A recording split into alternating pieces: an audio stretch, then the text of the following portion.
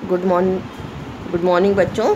Class 8 में हम digital class में साइंस सब्जेक्ट पढ़ रहे हैं। साइंस में हमारा कौन सा लेसन, 8वां लेसन स्टार्ट हो गया था, कोशिका, है ना। तो इस कोशिका लेसन में हम पहले क्या पढ़ चुके हैं कि कोशिका क्या होती है ना, और कोशिका कितने प्रकार की होती है, एक कोशिक, बहुकोशिक और अमीबा, है ना। और पैरामीशियम हम पढ़ चुके कि एक कोशिक होते हैं। फिर उसके बाद हमने पढ़ा कि कोशिका की आकृति क्या होती है और कोशिका के साइज़ क्या होते हैं, है ना। उसके बाद हमने पढ़ा कि कोशिका के भाग ना, तो कोशिका के हमने कल देखा था कोशिका के कितने भाग होते हैं। कोशिका के 3 भाग होते हैं, कोशिका झिल्ली, कोशिका द्रव और केंद्रक, है ना। कोशिका के मूल घटक कितने होते हैं? 3 होते हैं, कोशिका झिल्ली, कोशिका द्रव और केंद्रक। जो कोशिका द्रव है और केंद्रक, है ना, कोशिका द्रव और जो केंद्रक है वो किसके अंदर? कोशिका झिल्ली के अंदर परिबद्ध रहते हैं। केंद्रक और कोशिका द्रव कोशिका झिल्ली के अंदर परिबद्ध रहते हैं। कोशिका झिल्ली, ये जो कोशिका झिल्ली है वो एक कोशिका को दूसरी कोशिका एवं घेरे माध्यम से अलग करती है। कोशिका झिल्ली, है ना। तो क्या है, आप देखो इसमें 2 प्रकार के मैंने डायग्राम बनाए, एक पादप कोशिका का ये है और दूसरा है जंतु कोशिका का होता है ना। एक पादप कोशिका और दूसरा जंतु कोशिका। तो कोशिका झिल्ली क्या है? कोशिका झिल्ली दोनों में पाई जाती है, जंतु कोशिका में भी पाई जाती है और पादप कोशिका में भी पाई जाती है। तो कोशिका झिल्ली क्या है? कोशिका झिल्ली कोशिका का सबसे बाहरी आवरण होता है ना। जंतु कोशिका में क्या है? कोशिका झिल्ली है जो वो कोशिका के सबसे बाहरी आवरण होता है। कोशिका के सभी अवयव, कोशिका के अंदर के जितने भी अवयव हैं वो क्या करते हैं? इस झिल्ली के द्वारा घिरे हुए रहते हैं। कौन सी झिल्ली? कोशिका झिल्ली के द्वारा, ये कोशिका झिल्ली के द्वारा ये आवरण अवयव जितने हैं घिरे हुए रहते हैं, है ना। तो अब कोशिका झिल्ली किसकी बनी रहती है? लिपिड और प्रोटीन की बनी रहती है। कोशिका झिल्ली किसकी बनी रहती है? लिपिड और प्रोटीन की बनी होती है। कोशिका झिल्ली के कार्य, है ना। अब ये कोशिका झिल्ली के कार्य क्या हैं? तो कोशिका झिल्ली के कार्य हम देखते हैं कि कोशिका झिल्ली के कार्य क्या हैं। पहला, यह कोशिका क्या करती है? यह कोशिका को आकार प्रदान करती है। क्या करती है? कोशिका को आकार प्रदान करती है, कोशिका का आकार देती है। दूसरा, यह जो कोशिका झिल्ली है यह कोशिका को यांत्रिक सहारा प्रदान करती है। क्या करती है? कोशिका को यांत्रिक सहारा, मतलब सहारा देती है।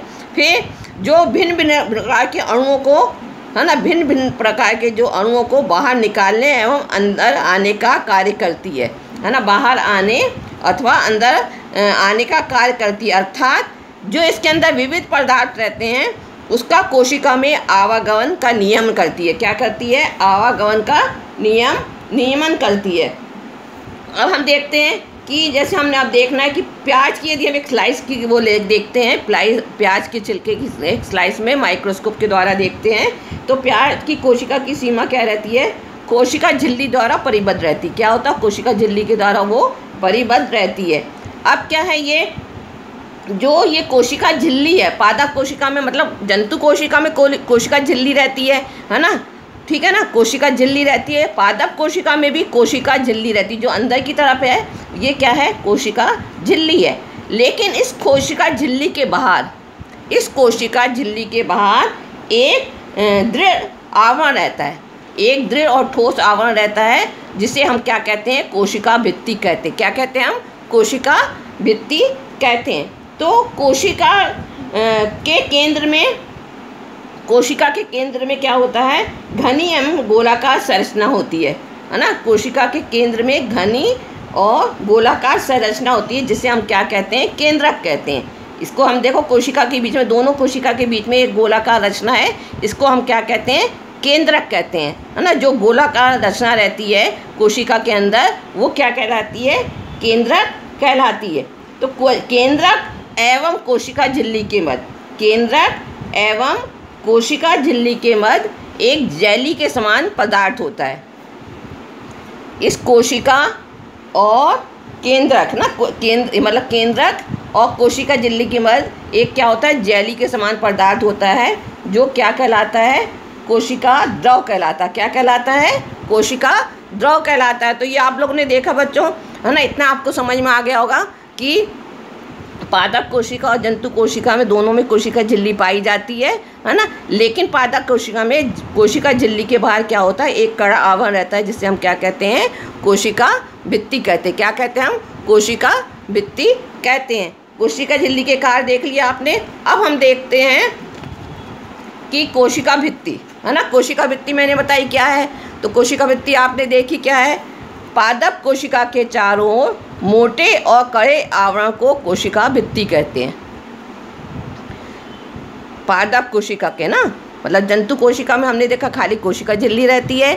पादप कोशिका में चारों ओर कोशिका झिल्ली के बाहर मोटे और कड़े आवरण जो रहता है वो क्या कहलाता है, कोशिका भित्ति कहलाता है। यह कोशिका झिल्ली के बाहर का आवरण है। कोशिका भित्ति क्या है, कोशिका झिल्ली के बाहर का आवरण है।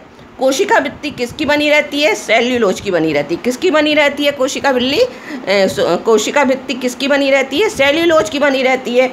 और कोशिका झिल्ली किसकी बनी रहती है, लिपिड और प्रोटीन की बनी रहती है। कोशिका झिल्ली किसकी बनी रहती है, लिपिड और प्रोटीन की बनी होती है। कोशिका भित्ति किसकी बनी रहती है, कोशिका भित्ति जो रहती है वो किसकी बनी रहती है, वो सेल्यूलोज की बनी रहती है।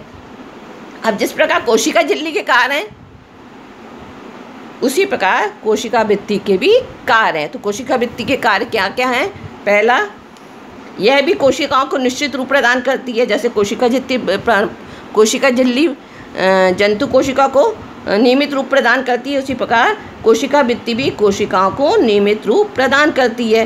फिर दूसरा क्या है, ये कोशिका को सुरक्षा और सहारा प्रदान करती है ना। कोशिका झिल्ली भी कोशिका को यांत्रिक सहारा प्रदान करती है, कोशिका भित्ति भी कोशिका को सुरक्षा और सहारा प्रदान करती है। यह कोशिका झिल्ली की रक्षा करती है। पादप कोशिका में क्या होता है, जंतु कोशिका में क्या होता है, सिर्फ कोशिका झिल्ली रहती है ना। पादप कोशिका में कोशिका झिल्ली के बाद क्या होता है, कोशिका भित्ति रहती है। तो जो कोशिका भित्ति है वो किसकी रक्षा करती है, वो कोशिका झिल्ली की रक्षा करती है। चौथा, यह कोशिका को सूखने से बचाती है। क्या है कोशिका भित्ति के कार्य, कि कोशिका को सूखने से बाहर बचाती, जैसे बाहर का धूप है ना, वर्षा है या वायुमंडल के जो ताप है उससे क्या करती है, सूखने से बचाती है। तो ये किसके कार्य हो गए, कोशिका भित्ति के कार्य हो गए। किसके कार्य हो गए, ये कोशिका भित्ति के कार्य हो गए। अब यहाँ देखो आप कोशिका द्रव, ठीक है ना, कोशिका द्रव। तो कोशिका द्रव क्या है, मैंने ये बताया ना, ये डायग्राम में आपको बताया मैंने कि जो ये है कोशिका के अंदर क्या होता है, कोशिका झिल्ली के अंदर क्या होता है, कोशिका द्रव पाया जाता है। ये क्या है, दोनों में कोशिका द्रव पाया जाता है। ये देखो ये जो है ये क्या है, कोशिका द्रव है ना। तो दोनों में, मतलब जंतु कोशिका में, है ना, ये देखिए जंतु कोशिका और पादप कोशिका में क्या है, दोनों में कोशिका द्रव पाया जाता है। तो कोशिका द्रव क्या है, एक जेली के समान पदार्थ होता है। कोशिका द्रव क्या है ना, तो कोशिका झिल्ली के अंदर एक जेली जैसा पदार्थ होता है जो कोशिका झिल्ली एवं केंद्रक के बीच में पाया जाता है ना। किसके बीच में, जो कोशिका झिल्ली और केंद्रक के बीच में पाया जाता है वो क्या कहलाता है, कोशिका द्रव, या उसे हमें साइटोप्लाज्म भी कहते हैं, है ना। अब जिसे क्या कहते हैं, कोशिका द्रव कहते हैं। तो अब कोशिका द्रव जो है वो किस किस के अंदर पाया जाता है, यहाँ देखिए आप, कोशिका द्रव जो है वो कोशिका झिल्ली के अंदर भी पाया जाता है और केंद्रक के अंदर भी पाया जाता है ना। केंद्रक के अंदर भी ये कोशिका द्रव पाया जाता है। इसको हम क्या कहते हैं, केंद्रक द्रव कहते हैं। जो केंद्रक के अंदर पाया जाता है उसे क्या कहते हैं, केंद्रक द्रव कहते हैं। और जो कोशिका झिल्ली के अंदर पाया जाता है ये क्या कहलाता है, कोशिका द्रव कहलाता है। तो कोशिका द्रव क्या है कि कोशिका द्रव केंद्रक के अंदर भी पदार्थ होता है। अब इसके अंदर कोशिका झिल्ली और केंद्रक के अंदर जो पाया जाता है उसे हम क्या कहते हैं, इस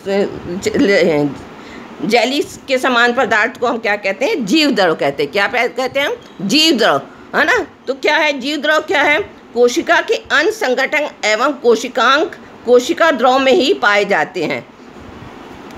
जीव द्रव क्या है, जीव द्रव एक तो कोशिका द्रव और केंद्रक द्रव दोनों को मिला के क्या कहते हैं, जीव द्रव कहते हैं। जो कोशिका झिल्ली के अंदर कोशिका द्रव पाया जाता है वो, और जो केंद्रक के अंदर द्रव पाया जाता है, दोनों को मिला के हम क्या कहते हैं, जीव द्रव कहते हैं।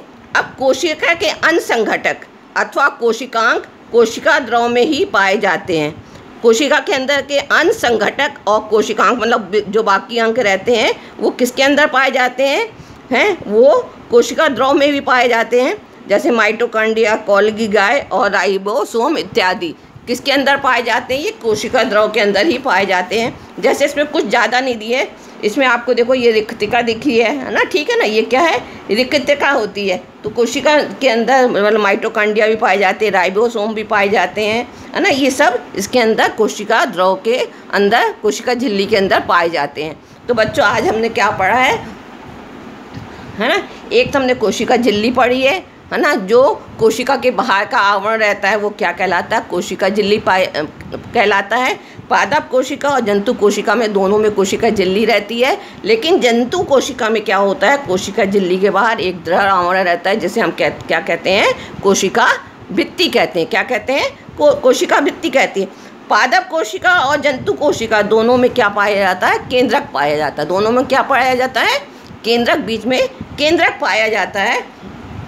अब क्या है इसमें, मतलब कोशिका झिल्ली के अंदर जो द्रव रहता है वो, और केंद्रक के अंदर जो द्रव होता है, दोनों को मिला को क्या कहते हैं? हम जीव द्रव कहते हैं। मतलब जीव द्रव कौन कौन से गए? एक कोशिका द्रव हो गया ये वाला, ठीक है ना, जो कोशिका झिल्ली के अंदर मतलब पाया जाता है, और जो केंद्रक के अंदर पाया जाता है। तो कोशिका द्रव और केंद्रक द्रव मिलाकर हम उसे क्या कहते हैं? जीव द्रव कहते हैं। कोशिका झिल्ली के अंदर क्या होता है? कई अवयव पाए जाते हैं, है ना, रिक्तिका हो गई, माइटोकॉन्ड्रिया हो गया, है ना, राइबोसोम हो गया, आदि पाए जाते हैं। तो बच्चों आज हमने कोशिका झिल्ली के कार्य और कोशिका भित्ति के कार्य हमने देखे, और हमने क्या देखा? कोशिका द्रव देखा। इसके आगे का हम कल पढ़ेंगे।